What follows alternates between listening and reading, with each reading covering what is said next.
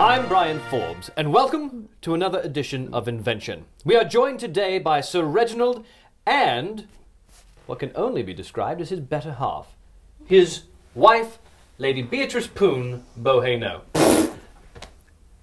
Yes, Lady Boheno, you're an American, and it's interesting. That's all I'm getting, darling. His stream must be down. Oh no, he's not on the video stream like the times I showed you at home. No, Brian is right here, my love, right here in the room with us. Here? Yes, my sweet. Yes, hello. Oh! Yes. Hello. There he is. Yes, yes. Well, Lady Boheno, it's interesting to finally... Ha! Gone again. Oh, buffering. I see why you two are together. So, Sir Reginald, what have you two been up to? Is it that obvious? What? No. Darling, we used the wipes in the car. We did. No, forgive you. No, what projects have you been up to? Well, I've been wanting to do some things with her for a long time, I thought you just did. and it was amazing.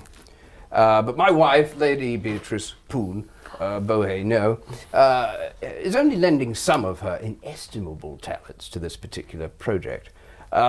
She's a lifelong naturalist, of course. She's got degrees in ecology, biology, and quantum physics. Well, it sounds as though she might finally lend some credibility to one of your undertakings. Yes. So, Lady Boheno... Yes? Lady Boheno, what have you been developing? There you are. Finally! There you are. We have signal. We have...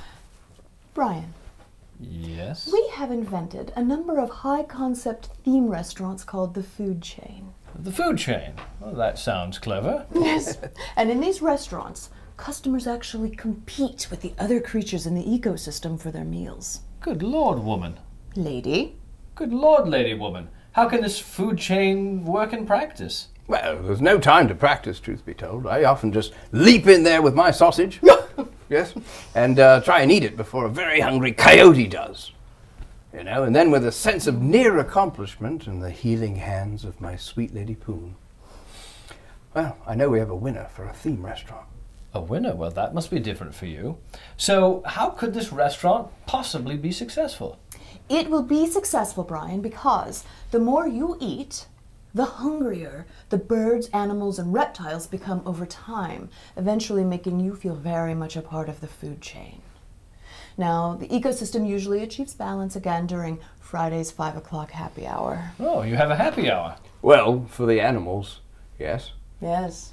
A very happy hour of feasting on some of the dense population of our Friday night customers, as they, of course, avail themselves of cocktails, aperitifs, the stinky cheese insect repellent cart. Mm-hmm. Yeah.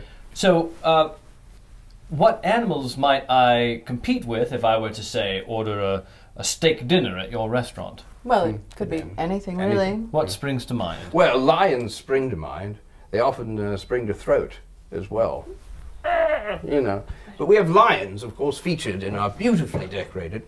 This is all her again, my sweet. Beautifully appointed, recreated Serengeti dining safari. Dining safari. Dining safari, yes. And you might even notice buried there in the Serengeti, right next to your table, can't even see them, this jittery wait staff waiting to clear away your platters or your entrees to avoid carrion feeders. You know, like vultures and their huge droppings. They seem to constantly be hovering overhead the restaurant, you see, ready to descend.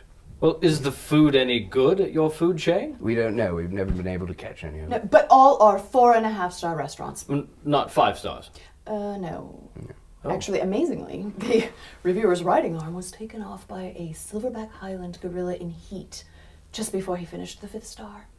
Tragedy. I should think so. Yeah. Stuck with 4.5 bloody stars from the only one who lived.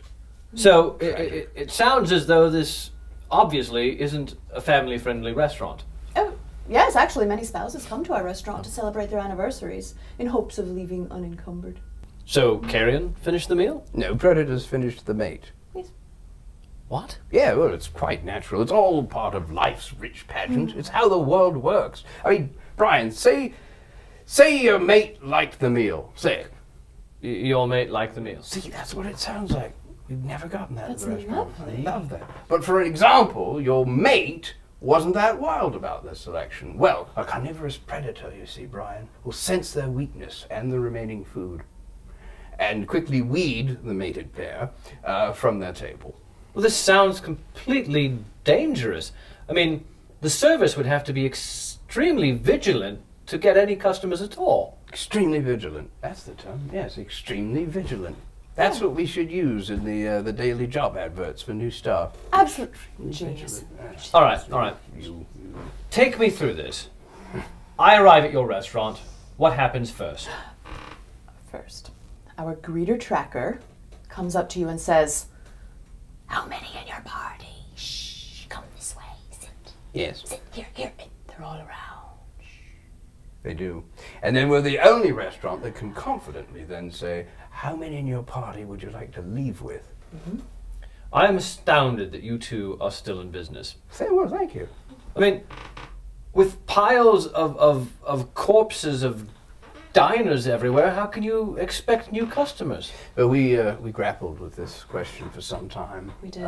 Much as our first customer grappled with a Komodo dragon For some time. Fabulous butternut squash with gnocchi and sage butter. Yes. Now, Brian, in the end, we actually decided that for any truly green restaurant ecosystem, we needed more carrion feeders. Carry on. So now, every morning, the hyenas, the birds, they all eat the carcasses of the customers or any defeated wildlife, leftover dinners from the night before, as you now dine on your beautiful eggs Florentine breakfast. Oh, my word. I tell you what, it takes a real adventurous diner to order the rice, make sure it's not moving.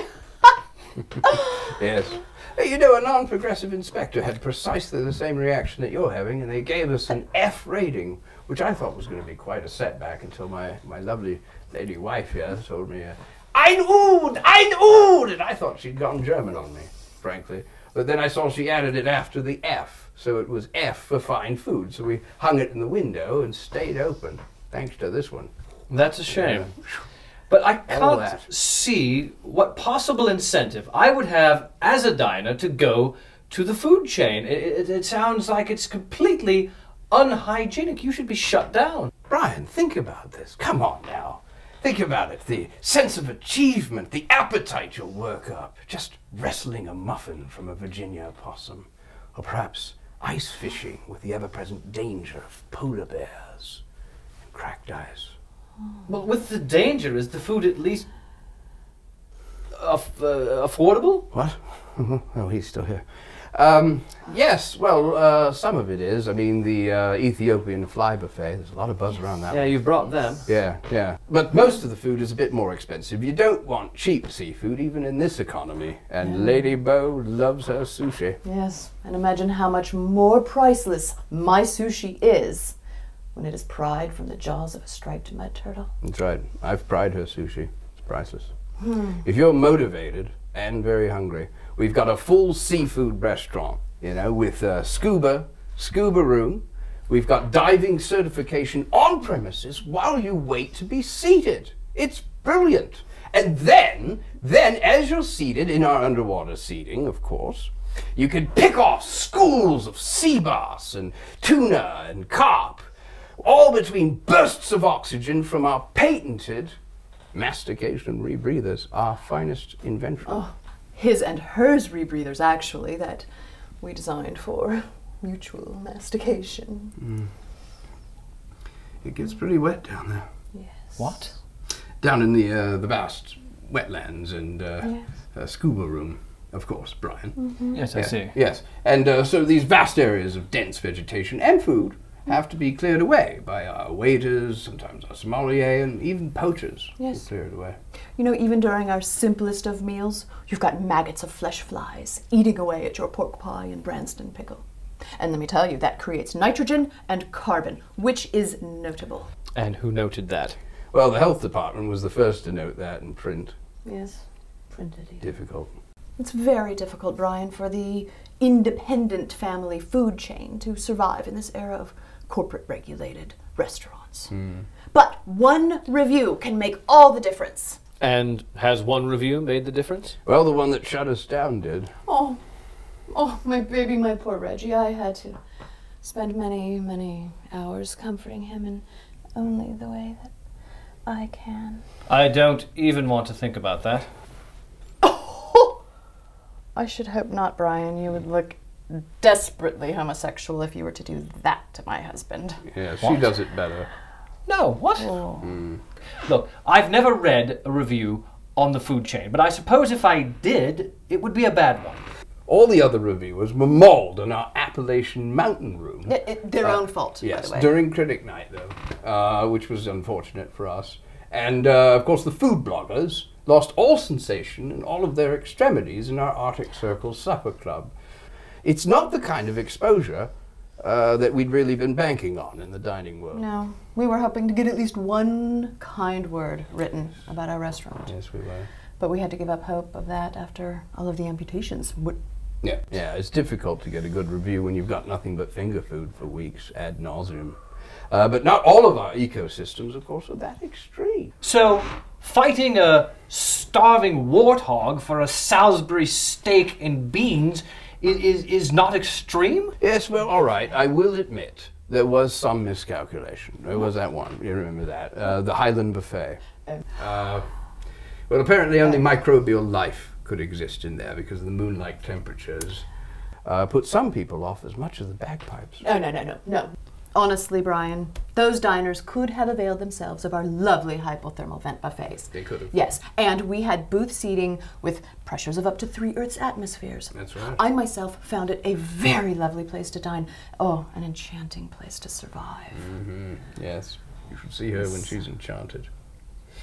Yes. In survival mode. Pretty amazing. Yes, well, I think we'll both have to admit, possibly in front of a federal tribunal, that this restaurant really wasn't for the casual diner or the real foodie. No, we've actually lost a lot of customers. We did. Lost in that they didn't return to this restaurant, or that they perished while dining? Yes. And as a man of science, I will say I was shocked by evolution run amok at our Galapagos Island bar. But we believe in our restaurant. We believe you can fight for your food, you can fight for your meal, you can fight to survive, and you can often leave hungrier than when you first arrived. And that can't be said of a lot of restaurants, let's face it. It's true. We call it the food chain survival diet. You will lose weight, even if it's just a limb. Fatties love it. They eat it up. Well, I'll make sure that I have all my shots and no appetite before I see you again. Join us next time on Invention when Sir Reginald talks about his latest theory, one that I'll have to take him to task on. Which one was that? Well, that's your white paper, Sir Reginald, the one that asserts that female chest gazing actually has health benefits. Oh, yes. Well, daily gazing at the female chest provides a myriad of health benefits on par with an exercise regime. Now, I've found, through gazing at the chest, I have increased blood flow, coronary artery disease is lowered, a release of endorphins, and an enhanced will to live. I found through my research that oogling often cuts in half the risk of stroke or heart attack just at 5 minutes a day. Or 5 hours, whichever. So, gazing at the female chest lengthens a man's life. Here, darling.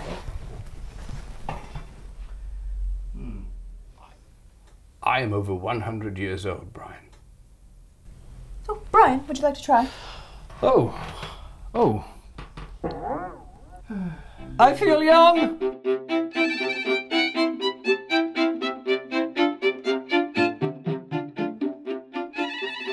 Baby, more? I might need to do a new study. Darling, really? Yes. We should try. Something about raising the